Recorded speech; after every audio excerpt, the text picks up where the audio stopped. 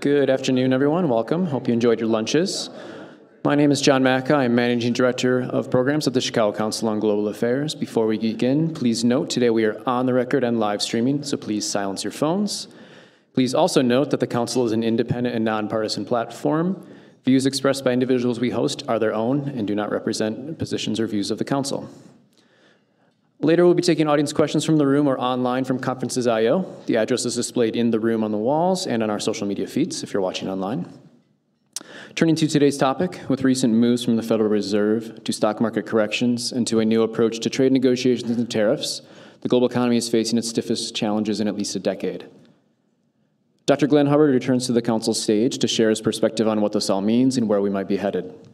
Briefly, Dr. Hubbard is the Dean and Russell L. Carson Professor of Finance and Economics at Columbia Business School. Prior to that, he was the Chairman of the United States Council of Economic Advisors from 2001 to 2003, and he received his PhD in economics from Harvard University. For now, please join me in welcoming Dr. Hubbard back to the Council.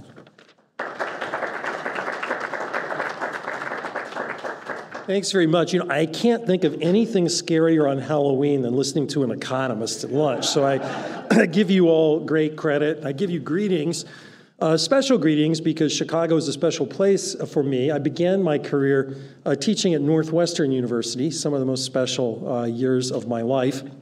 I moved to New York actually to get married, which I have successfully kept these many years. But I have always enjoyed my time here. I wanted to talk with you about three big questions. And I say talk with you because I hope I will stimulate a discussion.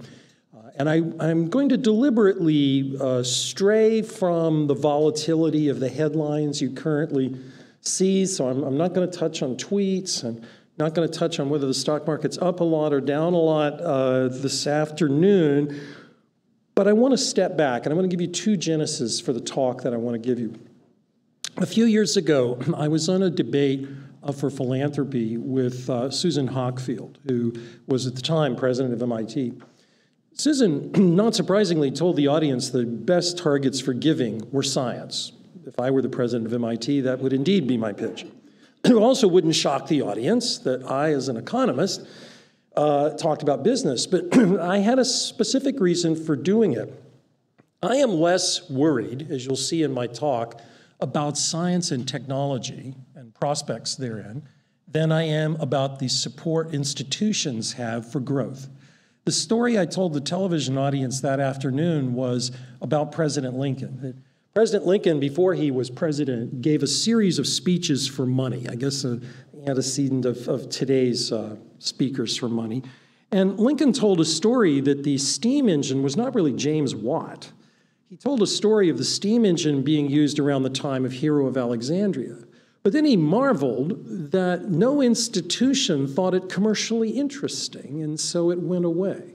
Institutions are very important. The second genesis for this talk is what I'm going to be doing this weekend.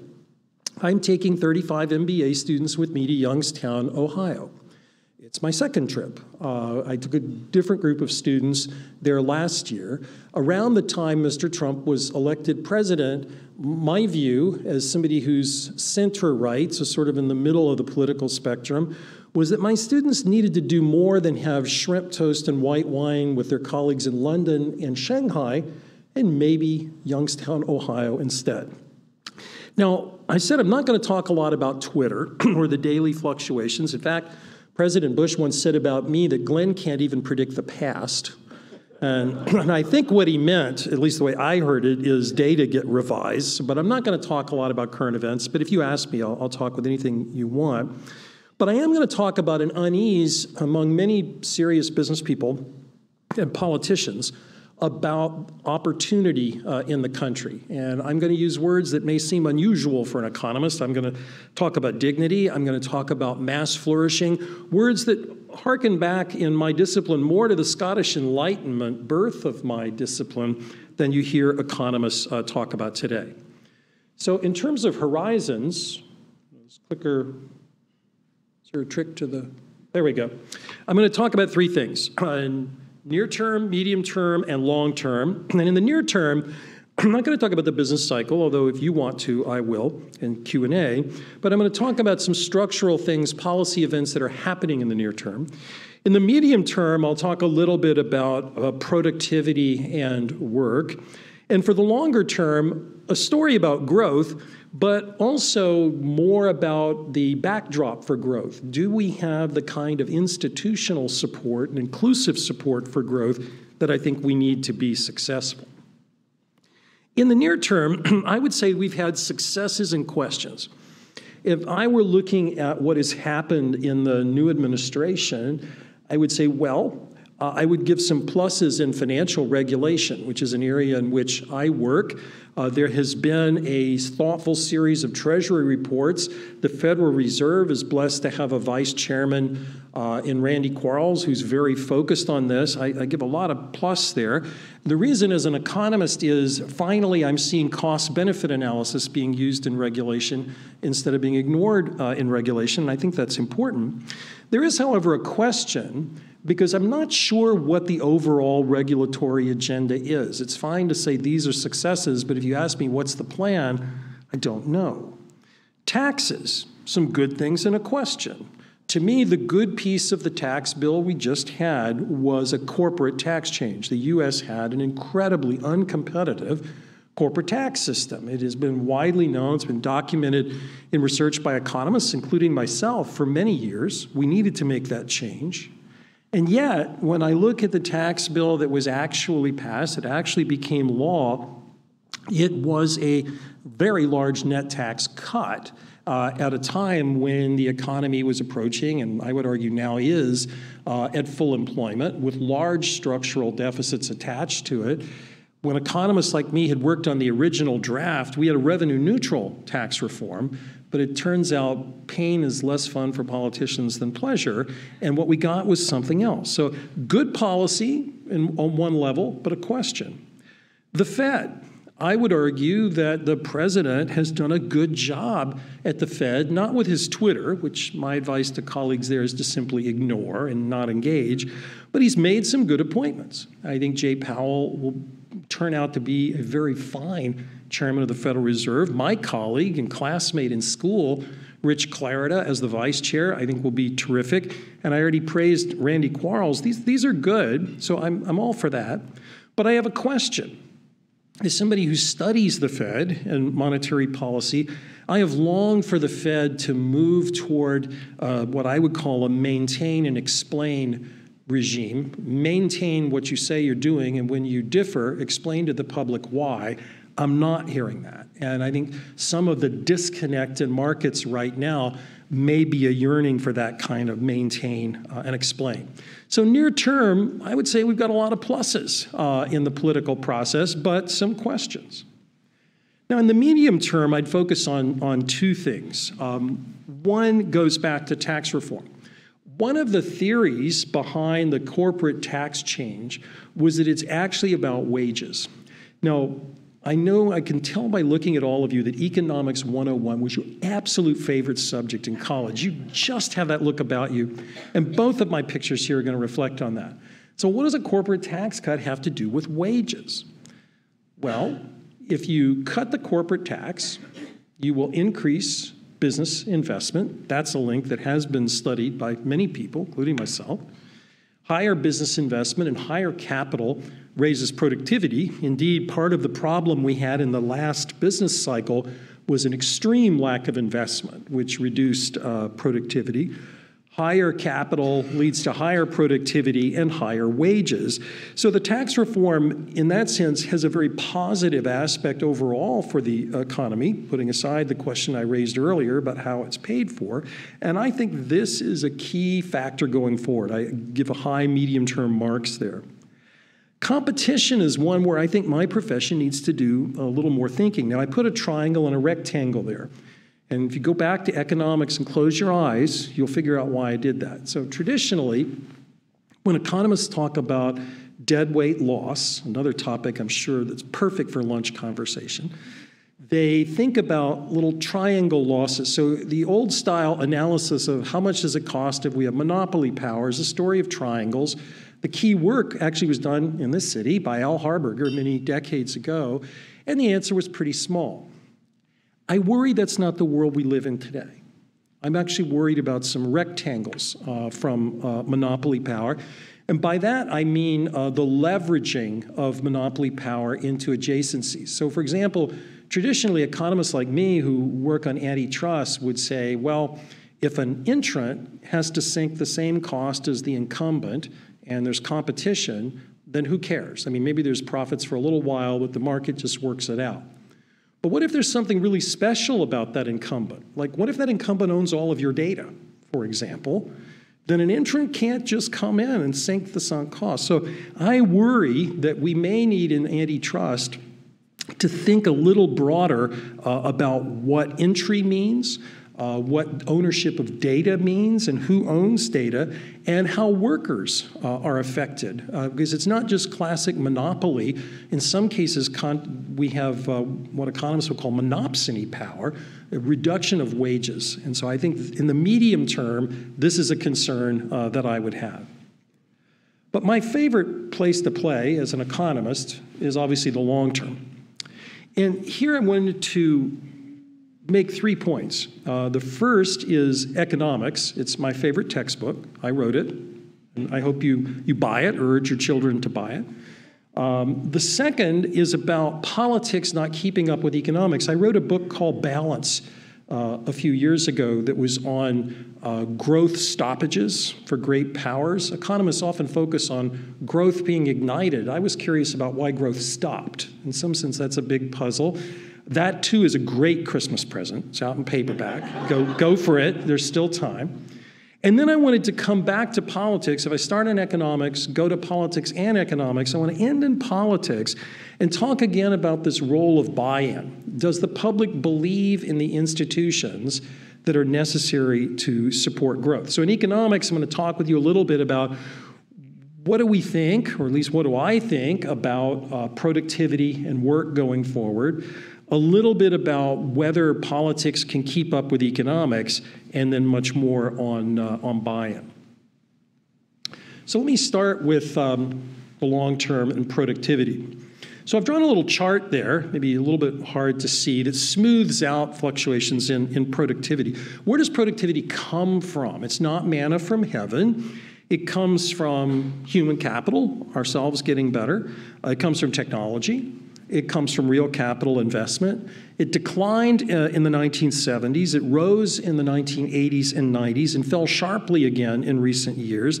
The data really don't support the notion that the U.S. is in some kind of long-term productivity bear market, but rather these movements in productivity smoothed out look a lot like they're correlated with good and bad public policy toward investment and productivity. The role of capital: in the period of the great financial crisis, we basically had a significant drop in capital investment compared to previous periods, which significantly weakened productivity growth. And what about labor? There I've plotted, in 2006, the Bureau of Labor Statistics does what it does all the time. It does 10-year look-ahead forecasts for what the labor force participation rate would be. And 2006, 2016, so this was done before the crisis, but for periods through the crisis. And you see the forecast was 66.2% would decline to 65.5%. And the reason for that is largely demography, that we are getting older. But of course, we all get older 1 year every year. The financial crisis didn't particularly change that pattern. The actual data looked much worse. The labor force participation rate changed a lot. In a recent couple of papers, John Taylor, John Kogan, and I have argued that this too was about a set of public policies that discouraged work. The good news is if we discourage something, we can re-encourage it. So I am optimistic both for productivity growth and for work. And in fact, the future, the question I have there in the middle, I don't see any reason why the U.S. economy can't grow in the high 2s and possibly even 3%. But it would require a reversal in productivity growth that I do think is coming, and improvement in work. One reason I'm very optimistic on the productivity front has to do with new technologies. There is a famous quip that goes back to Bob Solow, a Nobel laureate in economics in the 1980s, where Solow said famously, well, you see productivity everywhere except in the productivity statistics. Almost immediately upon Bob's having written that in the New York Times, the productivity miracle emerged. Now, the reason for that is not that Bob isn't bright, it's that there's a gap between technology and its implementation in productivity. Remember earlier I referred to the debate about is it science or is it institution? So if you think about big general purpose technologies like electrification, the internal combustion engine, mainframe computing, the internet, and today artificial intelligence, big data, each of these had, prior to the one today, which hasn't played out yet, about a 25-year lag between the big technological advance and its mainstream materialization and productivity. Now, why is that? It's not science, it's business. So it took a while to figure out what does a factory look like when you have electrification? When you have an internal combustion engine, how do you reconfigure work? When you have computing, it's not just that you can do a task faster, you will do it differently. That is, there's this intersection between business and science that I strongly suspect will play out again. I started my teaching career, as I said, at Northwestern. My office was near two men who have been the epicenter of this debate, Bob Gordon and Joel Mokyr. I was and am much more like Joel than I am Bob. I'm extremely optimistic about technology and its prospects. But I think there is a reasonable debate to be had over growth. But from where I stand, we can fix productivity. I think we can fix hours worked. I am not worried about economics. But what I am worried about is politics. So if I think about the questions surrounding this discussion of growth, which sounds so anodyne, it's about science, it's about markets. No, it's actually about public support. So on inclusive growth, I include a picture going back to Smith from the Scottish Enlightenment, and my colleague today, Ned Phelps at Columbia, a Nobel laureate who has written a lot on what I would call mass flourishing. There's very little discussion in the country on either side of the aisle on what it would take to have more inclusive growth. That is, why don't more people participate in high average growth that I at least think is possible? I don't say this out of a political concern. I say it out of an economic concern. I don't believe we will have buy-in for fast growth policies without this. And when I speak to audiences of business people, I tell them, you have a dog in this fight. And it's not you as a charitable, nice person. It's you as a business person concerned about the market economy. We absolutely have to get this right. Now, if you ask yourself, have we ever done this before? We absolutely have. The example I've said when I speak to Republican audiences is Lincoln. In the middle of the Civil War, when we say right now we can't do big things because Trump's tweeting and this or that's going on, in the middle of the Civil War, Lincoln did the Homestead Act, the Morrill Act, land-grant colleges, the Transcontinental Railroad was authorized. And if you go back and look at Lincoln's views on all of these things, he saw government as a battering ram for opportunity. What he's most famous for, obviously, is emancipation, is the clearest example of that. But that was Lincoln's theme for economic policy writ large. We have done this before. This requires a different orientation and policy toward opportunity, not toward just growth for its own sake or redistribution for its own sake, the standard equity efficiency trade-off, but more a focus on opportunity. To me, it leads to a new metaphor. And I was saying to some people at the table, I'm actually writing a book called The Bridge or the Wall, that there's two policy choices, I think, in economics right now. One is, do we want to build bridges to opportunities for individuals? And I'll say a little bit more in a moment about what I at least think those bridges are. Or do we want to erect barriers against the other, whoever the other happens to be? Also in that is going to be budget choices. Nothing is free. And if we're going to make the kind of investments, and I'm going to suggest that we make, something else has to give. So as a society, we're going to have to make choices. I would argue these are choices we really need to make, because without them, we're not going to have the market economy we like. But they're tough, tough choices. Now, what are they? This is a very aggressive clicker here. There we go. So in a bridge, the theme of a bridge is to break down barriers to opportunity, channeling Lincoln again. Specifically, preparing people for work.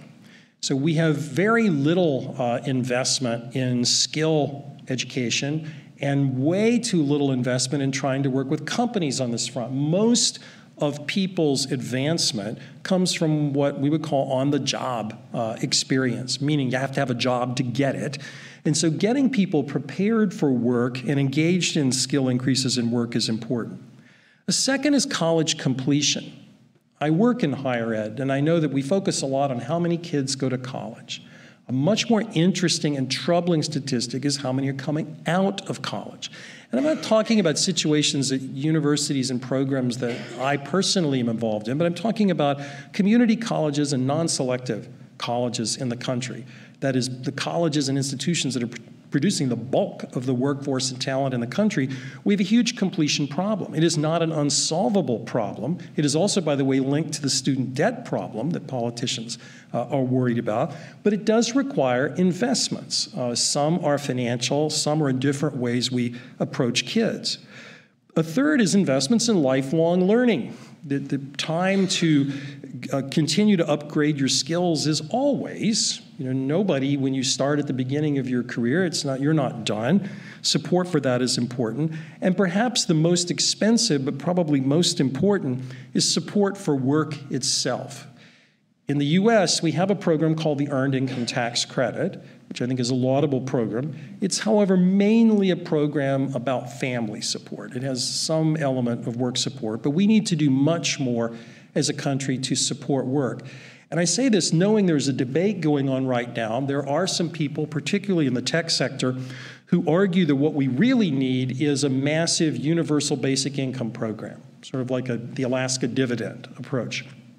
I don't believe in that, partly because I'm a Presbyterian, perhaps, but more to the point because I'm an economist. And I'll tell you why, and they're actually linked. Go back to what I was saying about how you advance. You need to work to be able to advance. So on purely economic grounds, work is important. And if people's work doesn't generate a wage that socially we feel is acceptable, we can help that. It's called a direct wage subsidy, which is my colleague Ned Phelps' work, or something like an expanded earned income tax credit. We know how to do that. It's also the case that work is very connected to dignity. If you look at the research that Angus Deaton, another Nobel laureate in economics, and Ann Case, two prominent economists, have done together, you'll see that collapse in work in particular areas of the country are also associated with social pathologies, opioid addiction, and so on. And this is, again, something that ought to deeply trouble each and every one of us and raises a question in many people's minds of why do we care about this market economy if that's what comes out of it? The other side of this, if one approach is breaking things down and building a bridge to somewhere else, another is to put up barriers to change. So I put three there that we're living through right now. One is trade restrictions. Now, Econ 101, again, I know it was your favorite subject. The professor always told you that trade restrictions were bad. He or she was absolutely right in that. And one of the reasons is particularly if you're trying to put tariffs on intermediate goods, you're really shooting yourself in the foot. I mean, it's nutty policy. By the way, we're doing it exactly wrong right now. We're putting the tariffs on intermediate goods. But I think there was probably something else the professor said really fast and you might have missed in the class unless you raise your hand and pressed him or her. We always tell students, and politicians told the public, that trade makes you better off on average. And if the professor was even a little more honest, he or she said, and of course the gainers can compensate the losers, and that's why we win. Well, we forgot that part. And when you wonder why there's so many people who think this is such a great idea, even though Econ 101 really is still right, it is an absolutely terrible idea, it's because they didn't feel like they had a stake in the outcome. Likewise with tougher immigration policy.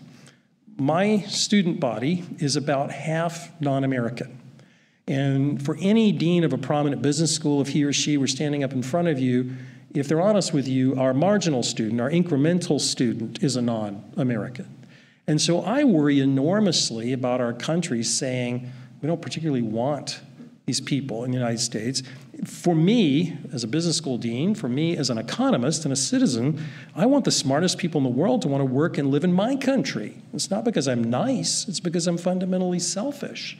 So I think this is a debate we need to have. The third is prospective, but an example of what failure to include can do. Proposals for a robot tax or something like that, which again, this is the Luddites just brought forward a couple of centuries, but you can see where the natural fears are coming up. If we don't build bridges, please don't be surprised when politicians become very successful by building walls. If you want to change the story from a wall to a bridge, you have to have three things. They're hard. The first is you have to have analysis. You really have to show people what these things mean. The second is storytelling. I worked in the campaigns of both Mitt Romney and Jeb Bush. I love both of them. Sometimes I had to work at staying awake during the campaign speeches. We need better stories. We need better examples for people. We're ceding the ground to people who have expanded rhetoric by not having good stories. And then, of course, the third and most important is leadership, somebody whose views really stand for a bridge instead of a wall. So what could this look like? I think three things, and maybe it's the order that we've been doing wrong. The first, let's picture, I think, of Horace Greeley, whose famous line of "Go West, young man or young woman," is about expanding the frontier. We were once a country that spent an enormous amount of time on expanding the frontier. Look at what Lincoln was talking about. A lot of that, in addition to being opportunity, was about pushing the frontier out, the physical frontier, but also the intellectual frontier. This, to my mind, would be a doubling down on research, infrastructure. These are things that are talked about a lot in many countries outside the United States. The China 2025 strategy is an example of this kind of push, but we're not hearing enough of it here. The second is to get more people in the boat. Our labor market policies were designed in the 1930s. They were designed in a world we don't really live in anymore. They weren't designed for structural unemployment. They weren't designed for supporting work and skills. And we need to redo this. And we need to be able to help people make transitions in careers that they're going to have to make. Then it's important to speed up the boat.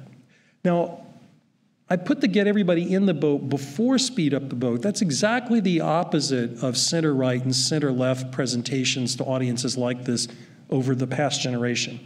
Typically, we've said, whether it's a conservative saying we need to speed up the boat by cutting taxes, someone left of center might say, folks, we need to speed up the boat by enhanced public investment, whatever it is, then everybody will benefit.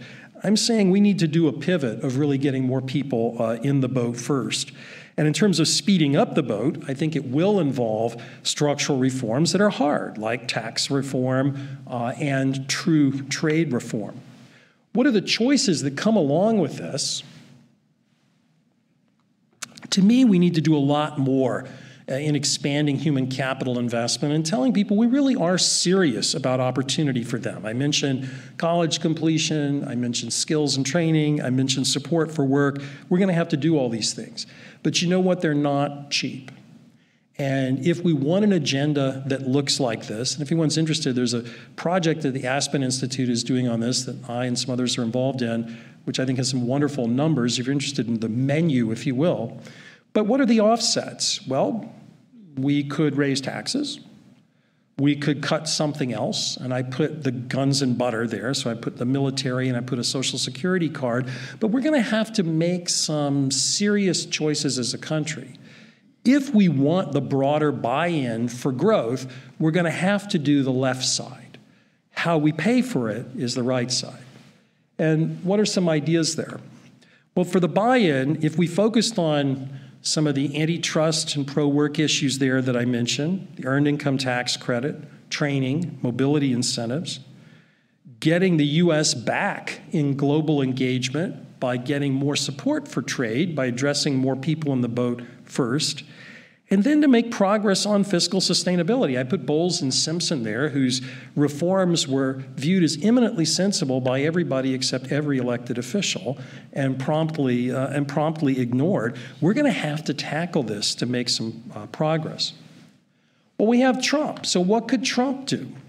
Well, if you want further tax reform, which I think the president does, to dial down the distortions we have, you're going to need to look at some things that we've taken off the table thus far, but maybe we won't. Border adjustments. These were the elements in the tax change for the last corporate bill that didn't happen. They were the revenue raiser that got forgotten. They could come back. A value-added tax. We're the only major country that doesn't rely more heavily on consumption taxes. If we want to fund more things and we want to pay for them, this is by far the least distorting way to do it.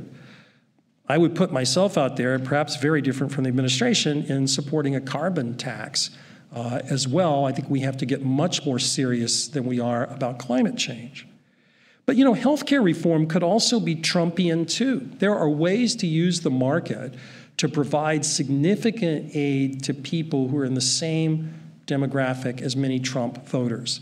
Reform of the Medicaid program, a lot of private insurance reforms we can talk about. You know, this could actually be done. And then finally, on entitlement reform, there's a real need to do progressive entitlement reform. We could actually strengthen minimum benefits, that is, for the people who need the most, and then phase them down much more for everyone else. And I say this knowing how politically hard it is. I know sometimes when conservatives talk like that, they say things like, well, billionaires shouldn't get Social Security. You know, I hate to be honest with you, there are not that many billionaires. So we could take Social Security away from all the billionaires. It really doesn't move the needle. The real issue is us, to be honest. It's about upper middle income individuals, and we really have to think hard about where entitlement is.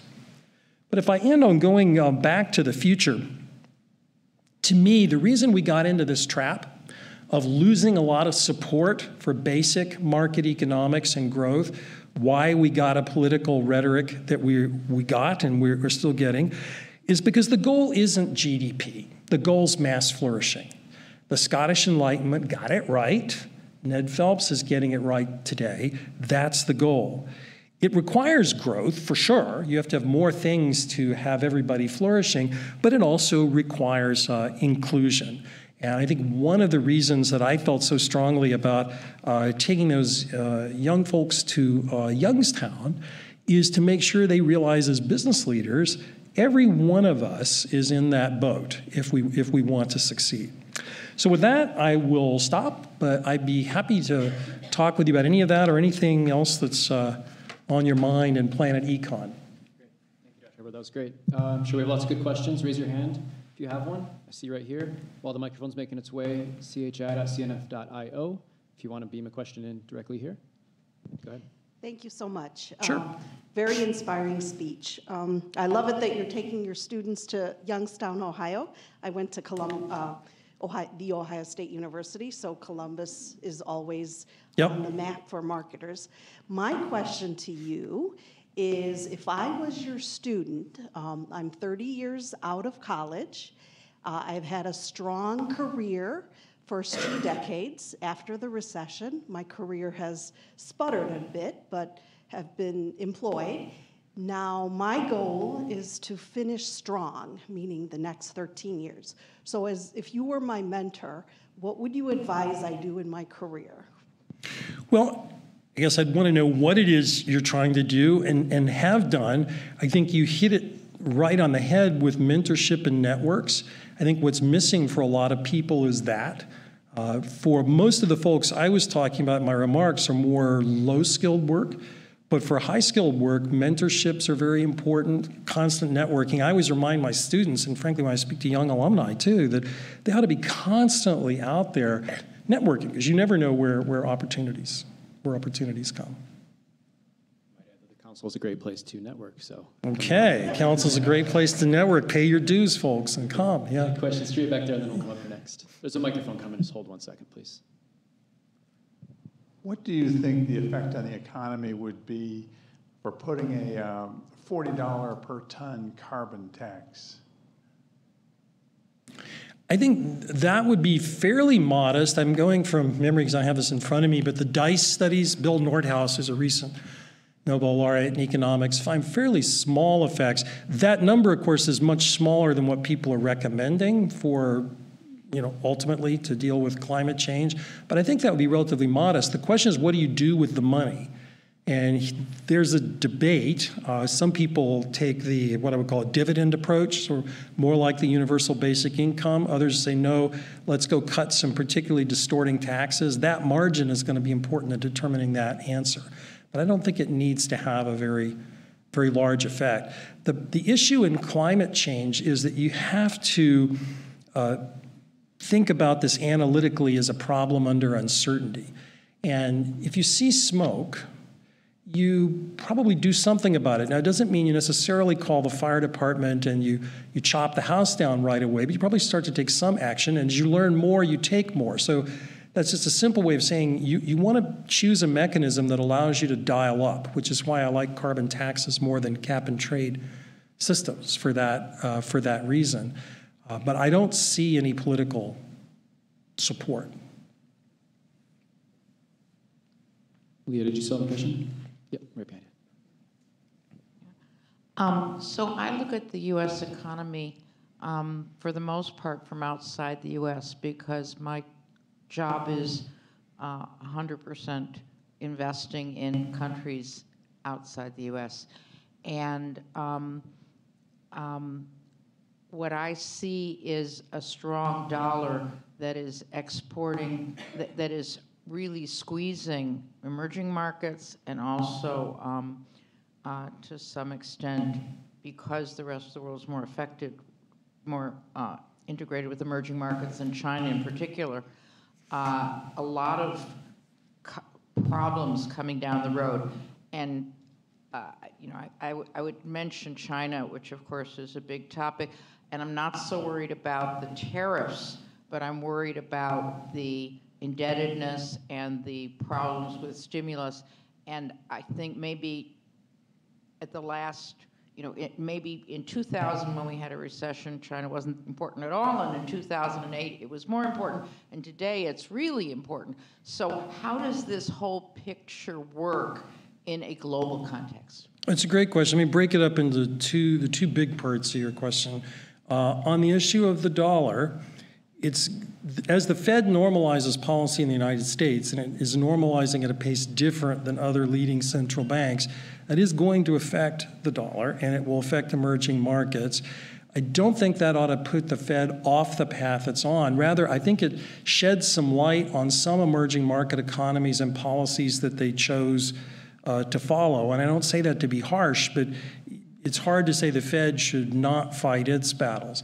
China is very interesting because with China, there is enormous concern about the growth slowdown.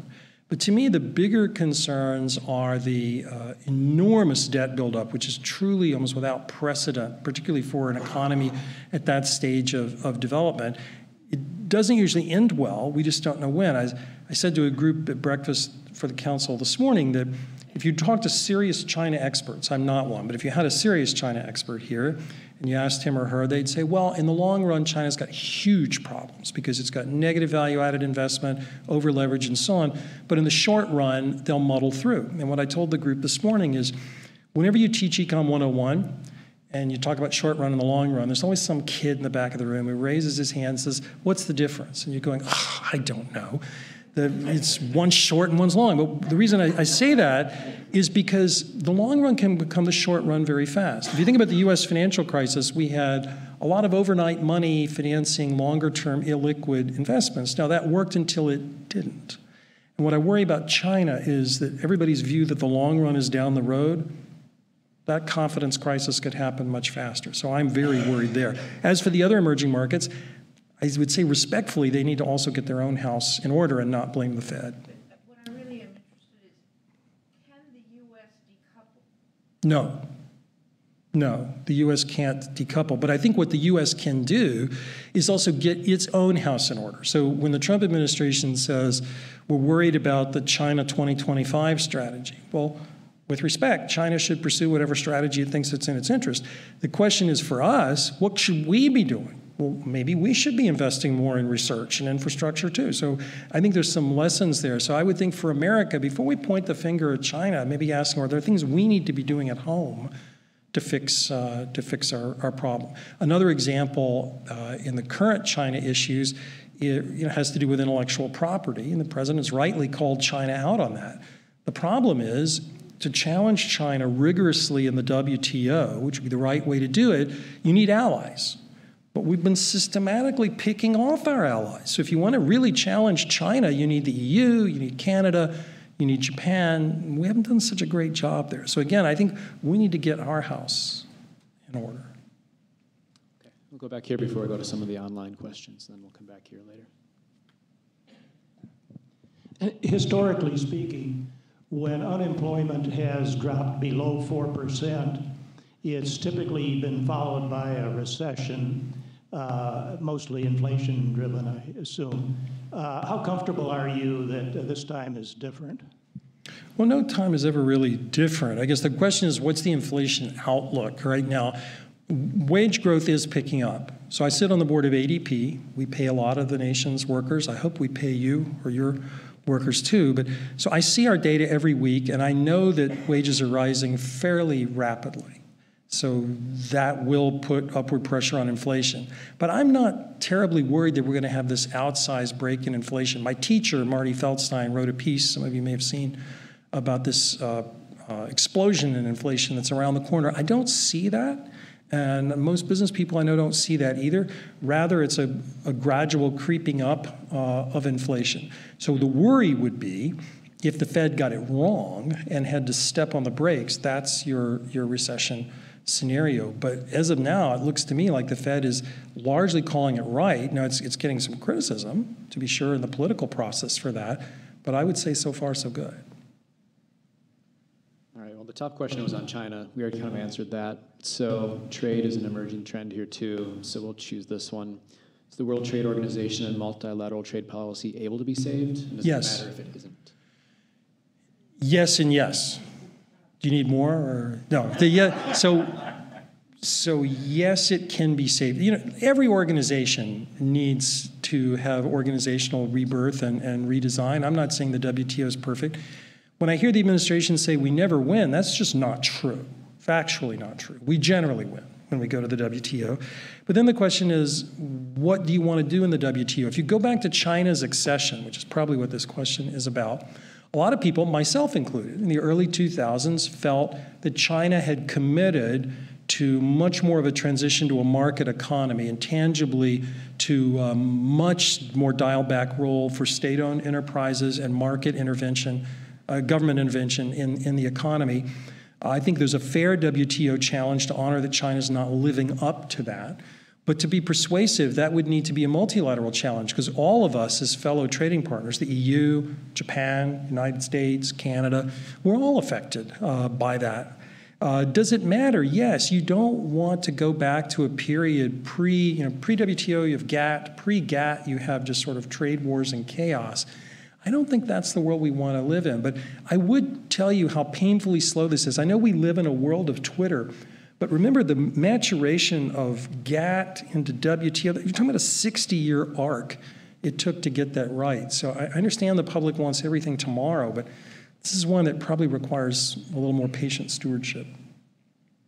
That's it. We'll go right here, and then we'll go to Jerry next after that.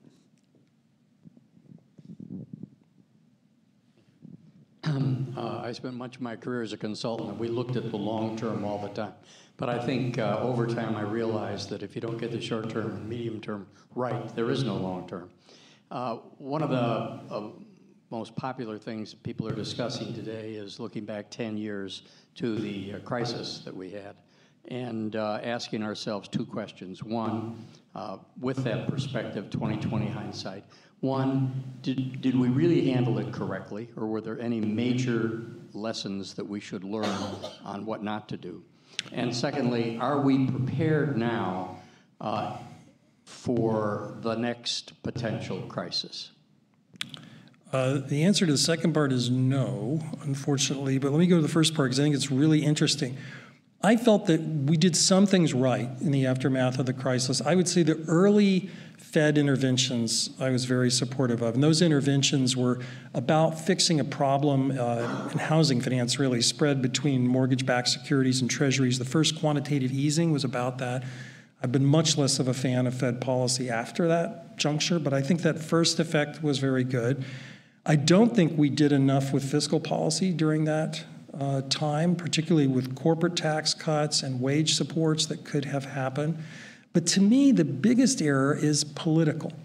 So if you go back to 2008, my colleague Chris Mayer and I had a proposal, it was before the presidential election, for a mass refinancing of home mortgages.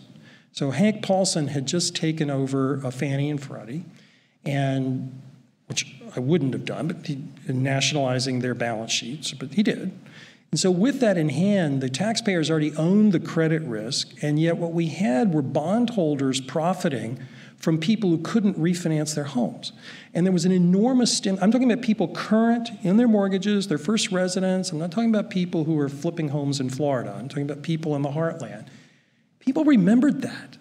When we bailed out Wall Street, but we did nothing, we effectively allowed bondholders to collect above par on perfectly safe instruments because the government guaranteed them and didn't bail out homeowners. That wasn't just an economic curiosity. I think if you look at some of the seeds of populism, that was an era where people said enough. And so I do hope, going back to this point about inclusion, that we remember in the policy process what we're doing. I don't deny that bailing out the banks was good policy. It was.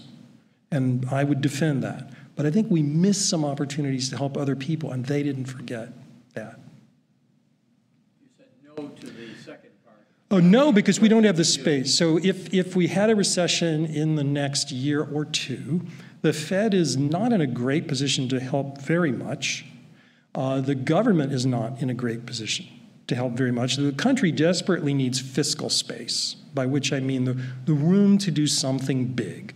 That something big could be structural going forward, like the programs I talked today, but it could also be dealing with a recession. I think we're going to be challenged.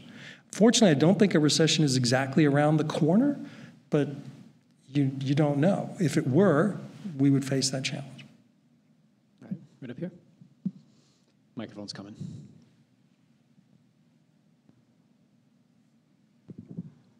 You talked a lot about the importance of investment in the economy in terms of both increasing growth and getting more people in the boat. Yep. One of the purported benefits of the corporate tax cut of last year was to increase investment, both from the ongoing reduction in income taxes, but also all of these funds that were overseas that were going to be one-shot thing that were going to come back. And is there enough evidence yet to know whether that prediction is correct or going to be correct? Well, we don't have a lot because of the time frame, but yes, business fixed investment has gone up.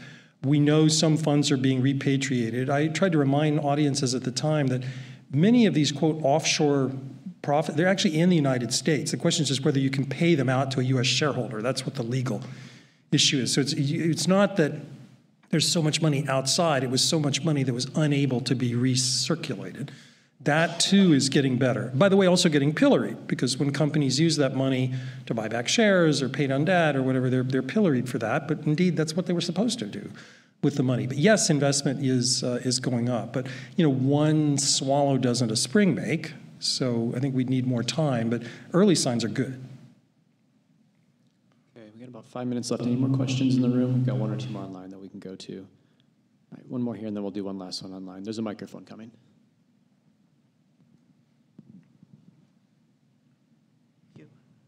Your talk was full of the word should. A lot of the shoulds, I think, made a lot of sense. But you had earlier said that what you were worried about was not business but politics. Do you have any suggestions about how any of those shoulds could come about in the current climate? I think it's a great question. It's probably the $64,000 question. And I think the answer is simple and hard. The simple thing is actually confronting these things. No mainstream politician has focused on opportunity. Not a one. If you listen to the debate right now, you're just not hearing it. So one is just addressing it. That's step one. But step two, to do so in a way that's genuine for people who don't feel like they're being talked down to by mainstream center-left politicians or center-right politicians. But it's absolutely possible.